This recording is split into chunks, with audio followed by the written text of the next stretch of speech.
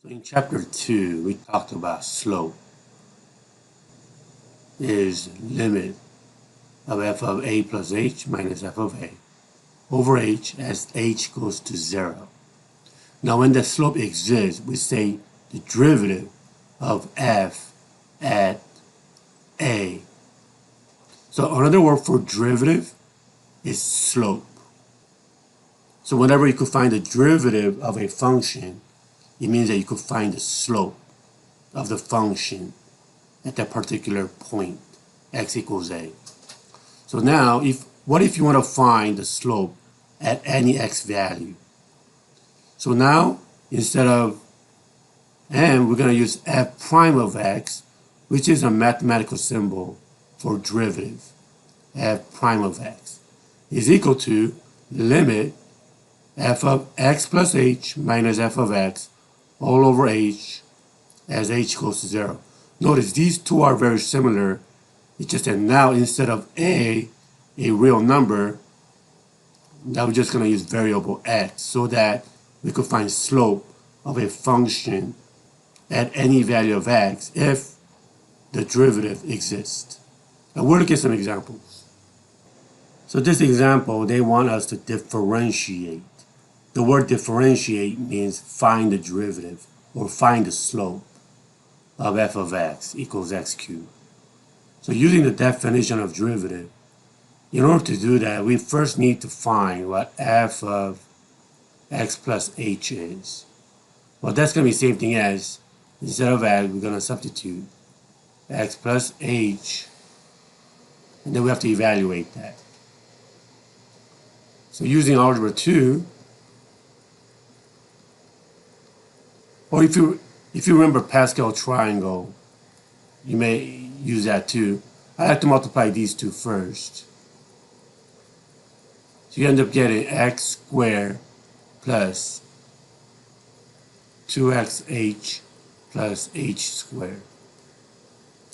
And when you multiply these two polynomials, you're going to get x cubed plus 2x squared h plus xh squared plus x squared h plus 2x h squared plus h cubed. So when you add up the like terms, you're going to get x cubed plus, you could add these two, you get 3x squared h plus 3x h squared plus h cubed. So that is our f of x plus h. So I'm going to substitute x cubed plus 3x squared h plus 3x h squared plus h cubed minus, what is our f of x? Our f of x is x cubed all over h. So x cubed cancels out. Now notice, you could divide each term by h. So you end up getting limit as h goes to 0. Don't forget to put a limit. That's a common mistake by calculus students. You get 3x plus 3x h plus h squared. So now you plug in 0 for h, you end up getting 3x squared. So our f prime of x, which is a derivative of f of x, is 3x squared. So what does it mean? So this means now you could find the slope of a tangent at a particular point at any x value. Let's say x is 2. When x equals 2, the slope will be 2 squared, which is 4, times 3. So f prime of x is going to be 12. What about when x equals 7?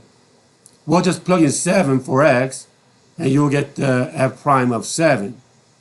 So this is very nice because now it doesn't matter what x value is. You could find the derivative of this function at any x value. Now let's try to differentiate f of x equals negative 3x plus h. So in other words, differentiate means find the derivative. We have to find f prime of x. So again, we have to use the definition of the derivative.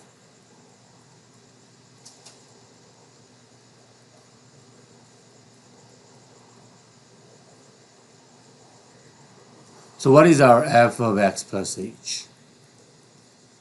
Well, that's going to be negative 3 quantity x plus h plus 2, which is going to be negative 3x minus 3h plus 2.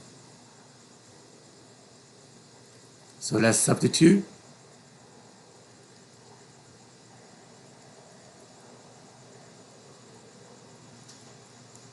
Minus, what is our f of x? This is our f of x. So you get negative 3x plus 2. And in order to simplify this, we have to distribute the negative. So you end up getting negative 3x minus 3h plus 2 plus 3x minus 2 all over h. So notice negative 3x and 3x cancels out. 2 and negative 2 cancels out. And what is negative 3h divided by h? Well, that's going to be negative 3. So now we conclude that f prime of x is equal to negative 3. So what does it mean?